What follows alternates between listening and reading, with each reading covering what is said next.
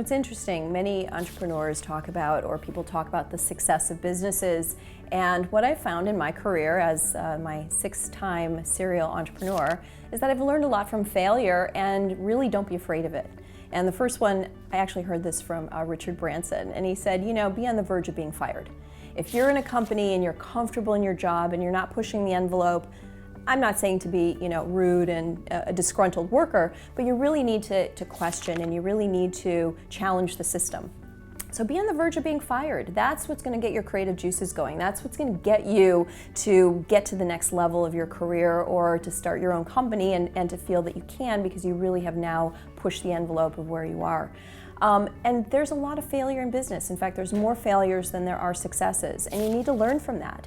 And I think in our society, we all try not to be a failure. My kids, when they played soccer at the age of 5, everybody got a trophy. Well, that wasn't success. And so by teaching our kids that, everybody gets a trophy, nobody's learned that they've had to work harder because they didn't make it. They didn't make the team, or they didn't win the championship, they got a trophy anyway. So you really need to make sure that you're learning from these failures, and there's an abundance of them, and turn them around. The other thing that I do is I actually keep a log of everything that I do. I write down all of the things I'm going to do in a day. I'm going to write down all the things that worked right. More importantly, I'm going to write down the things that didn't go well. And that is a constant reminder to me of the things that didn't happen the right way, or my product didn't come out the way that I wanted, and how do I now recover from that? How do I challenge my team or myself to make it better if I don't remember what I did? So I literally write things down, and then I strategize on how to improve that. And so that's sort of a tip for, I don't want to say, having a failure, but once you do, really understand it and what made or led to that failure.